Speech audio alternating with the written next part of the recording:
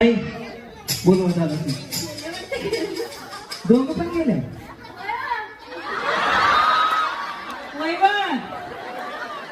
वैभव कुठे आहेस ना?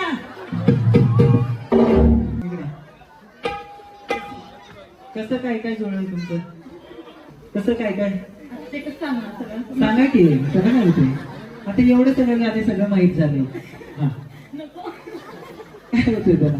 हा बर कोण कुणाला प्रपोज केलं?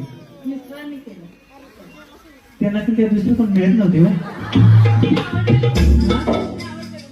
हा बर कुठं प्रपोज केलं ते?